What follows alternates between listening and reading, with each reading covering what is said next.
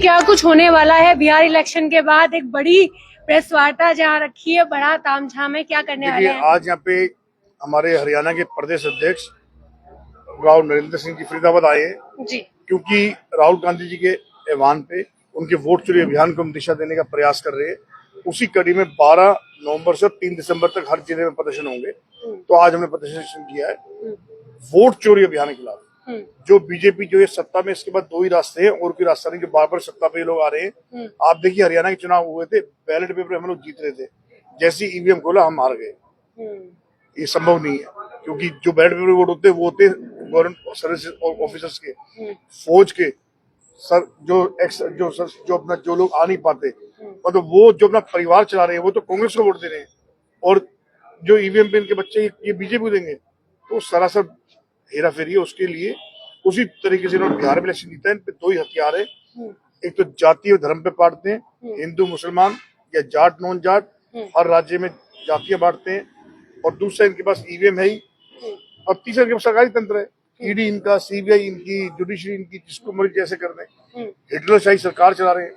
तो ये बिहार में आप देख लीजिए, वोट अगर हम टोटल करेंगे तो वो लालू जी की पार्टी की वोट ज्यादा है, कांग्रेस की वोट भी पहले से बहुत ज्यादा आई है, सीटें कम हो गई हैं, और इनकी कम वोटों में सीटें बढ़ गई हैं। तो अब ये थोड़ा सोचिए, पढ़े लिखे लोग हैं आप लोग भी, कि कहीं ना कहीं ये हार, ये आम जनता की हार है, कांग्रेस की हार नहीं है ये। जबकि भाजपा कह रही थी कि हमने अपने सिपाही यहाँ से भेजे हैं, उन्होंने मेहनत करी है, उन सीटों पे जो है जीत हासिल करी है। बिहार की जनता दिल से प्यार करने नो डाउट इन्होंने अपने सिपाही यहाँ से भेजे थे, पन्ना परू भी भेजे थे, इन्होंने पैसे भी बहुत भेजे हैं। इन्होंने सारे काम हथकंडे अपनाए, नो डाउट। उसके लिए मना नहीं कर रहे। हमारी भी टीम कर रही थी कि हम लोग इलेक्शन ईमानदार से लड़ रहे थे, ये लोग अपना धन बल सत्ता सब चीजों का दुरुपयोग कर रहे थे। तो सुमित जी, ऐसा लगता है कि ईवीएम में इतनी गड़बड़ की, इतनी ऐसी तो जीत हो जाए? बिल्कुल। ईवीएम क्या है मैम, ईवीएम तो आप 1 किलोमीटर दूर बैठ के उसको घुमा सकते हैं। पिछली बार देखा आपने ईवीएम की बैटरी से क्या हाल था। हमारी तो यही मांग है कि इस देश में चुनाव जो हो, पहले भी मांग थी, आज मांग, और अब तो और मुखर होकर हम लड़ेंगे, अब कि बैलेट पेपर से चुनाव हो। हम तो साफ कहते हैं, अगर मैं अकेला फैसला लेने वाला होता तो हम ये कहते हैं चुनाव में भाग नहीं लेंगे, बैलेट पेपर नहीं है। लेकिन मेरे ये फैसला हमारे पार्टी नेताओं को लेना है।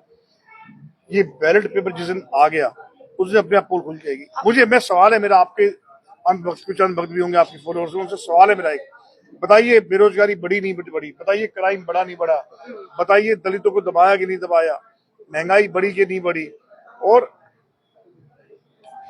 वोट भी इनकी बढ़ रही है।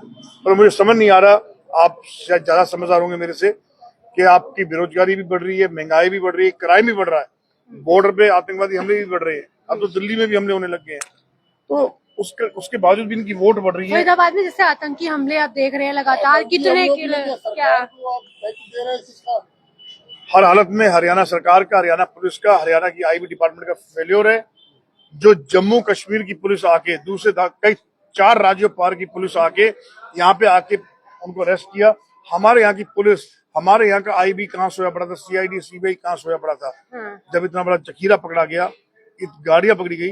तो ये बेसिकली साफ कह रहा हूँ इसमें, और मैं तारीफ करूंगा जम्मू कश्मीर की पुलिस की, उन्होंने फिर भी टाइम रहते हुए कुछ दोषियों को पकड़ा, कार्रवाई शुरू कर दी है। अगर अदरवाइज तो शायद कुछ नहीं होना था। ठीक है।